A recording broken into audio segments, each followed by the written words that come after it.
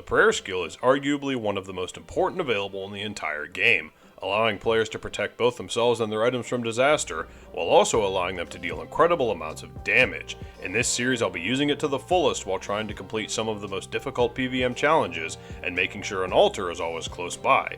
This is my altar chunk Ironman. Hi everyone and welcome back for episode 6. It's been a bit of a grind, but I'm just about to wrap up with getting 80 magic and moving on to the final steps needed to get started on my Barrows runs. So before we jump in and finish off the last few requirements, I wanted to cover a few things that I've had time to consider during the magic training. The first being how I'll handle underground chunks. I got a lot of good feedback about whether or not I should use the entire underground area that the chunk drops me into, or just keep it the way it is, and I've decided to do the latter. I totally agree that it would give me a lot of content to do, but that's kind of the problem. It would give me too much freedom on the account and just defeat the purpose, so I won't be using the entire areas when I go underground. The other thing I brought up was how I'll be using chunks where my house portal gets sent to, and I apologize because I don't think I explained it properly. The chunk I relocate my house to will automatically be unlocked because my altar is already there, and what this does is give me the opportunity to unlock any of the 8 chunks which surround the house portal chunk. After I choose to unlock one of those 8 chunks, it will still remain usable even after my house is teleported somewhere else. Originally I considered only being able to use those chunks while my house is at that particular house portal, but because I'll need to send it there so I can use the house teleport to get there quickly anyways, it just takes care of itself. The last thing is about some of the concern that I'm burning through chunk unlocks a little too quickly, but don't worry. There are a handful of extremely important chunks I already have in mind, so the other chunks can be used to help progress the account until I get to a point where those mandatory unlocks become needed, and when I get to that point I'll be looking for your opinion on which chunks would be the best. That's everything I wanted to cover, but before we head over to finish off 80 magic, I wanted to introduce a brand new member to the Walnut Empire that I absolutely did not expect to see. I am so disappointed to say that I didn't have OBS running at the exact moment this little guy showed up, but needless to say I was freaking out just a bit. I've never had Rocky before, even on my main or any other account, so this was just awesome to see. I'll absolutely be dumping money into my POH to make him nice and comfortable and getting him insured. So now we can switch it over since I should be getting 80 magic right about now. I am so glad that this grind is finally over.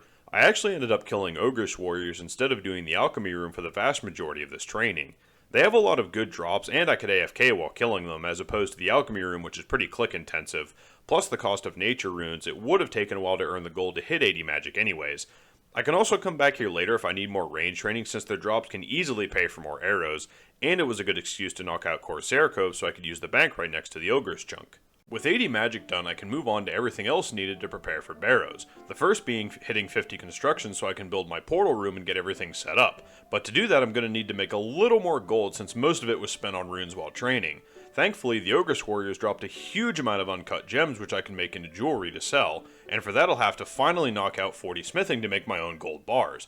The easiest way to start this off is by finishing 2 different quests, those being the Knight's Sword and the Elemental Workshop, which will give me a total of 17,725 smithing experience, shooting me all the way up from level 7 to 33.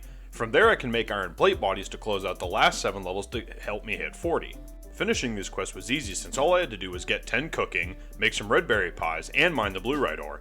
Elemental Workshop entirely takes place inside the safe chunk under Seer's Village, and barely took me 5 minutes to complete. Getting the iron ore for the plate bodies was pretty easy too. The mine in Remington has plenty of iron rocks, and I could just toss them into the deposit box in Port Sarim until I had enough to hit 40. I also went back to the ham hideout and stole a few ruby rings to make in rings of forging, which will make it so I can't fail to make the iron bars, otherwise this would have taken way longer. Once I got to 40 smithing, I headed off to my next new chunk unlock to get all the gold ore for bars. Sending my house to Brimhaven let me unlock the volcano chunk on Karamja. This includes the gold rocks and a huge chunk below which includes the fight cave. Getting the fire cape is absolutely something I want to do later, so unlocking it now is just a no-brainer. And with the bank so close, stacking up the gold ore took no time at all. After I got the gold bars, I spent some time using the furnace and lumberage to make them all into jewelry to sell. I pulled in roughly 400k after everything was made and sold. I did kind of blank a little bit and forgot I could just high elk my own jewelry to save myself a little bit of money, but I still ended up with a decent cash stack, so it wasn't too big of a loss. So now it's finally time to get all the requirements I need to build the portal in my house, and doing Priest in Peril is the very first step. I hadn't done this quest in a pretty long time on any account, but it took less time than I thought, especially with Varrock teleports.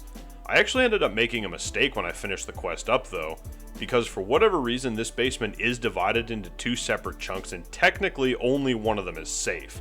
I didn't realize it until afterwards when I went to teleport out. A small oversight, but I did toss out the dagger and the robes just to be fair, since I can get them back easily enough later.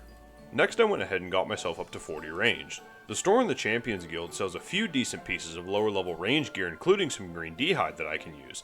I'll be going to Barrows with a maple shortbow and either mithril or adamant arrows to take care of Arams, since I can mage the rest of them. I was actually considering getting through the quest so I can have Ava's accumulator, but considering I'll only be using range gear for 1 kill, I'm not worried about it right now.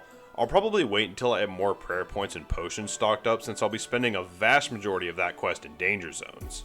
So thanks to some goblins and revisiting the hill giants at the Arenia altar, 40 range came in nice and quick. With that out of the way, there were only a few steps left to finish off the list, and next we'll be getting my hands on some teak planks to build the portal itself.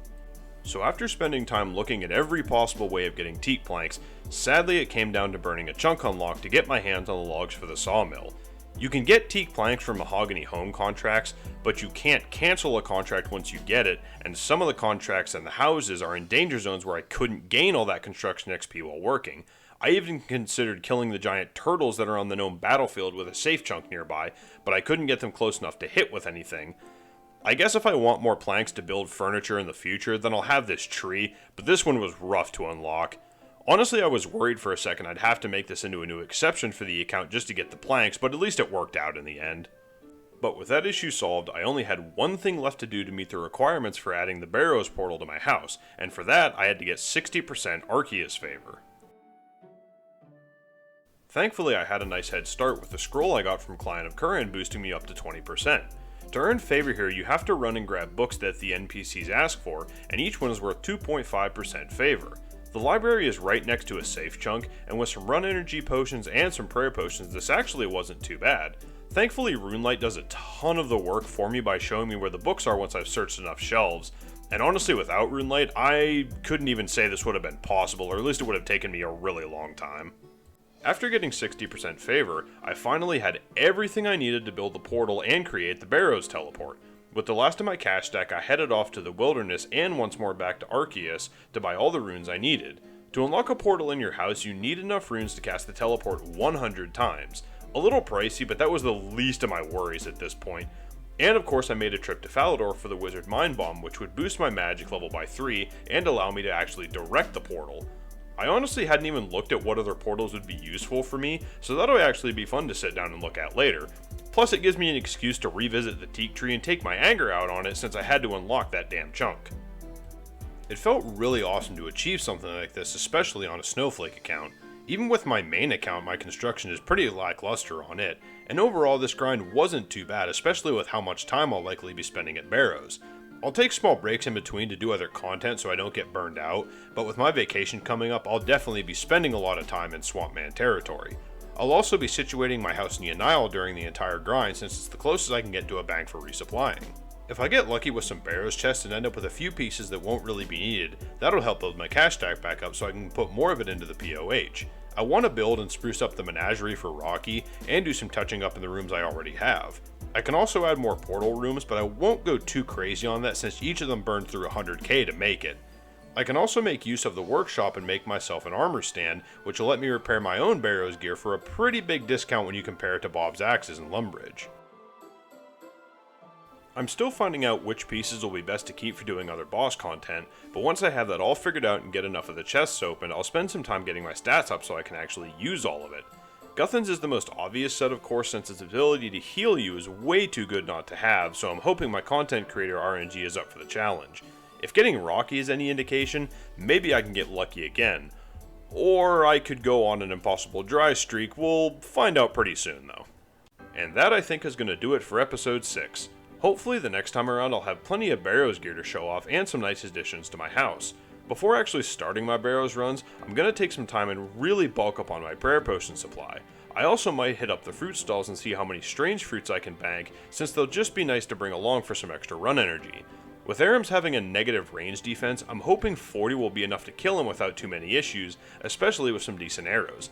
I'd even be willing to buy rune arrows from the range guild if it would make enough of a difference. They're pretty expensive, but with the magic grind over, I can dedicate my gold to pretty much whatever I want at this point. I also wanted to say thank you very much for the continued support of the series. If you've been enjoying it so far, make sure to subscribe so you'll be the first to know when the next video comes out. And as always, I'll be looking at the comments for new ideas to help progress the account. So with that said, I hope to see you in the next episode.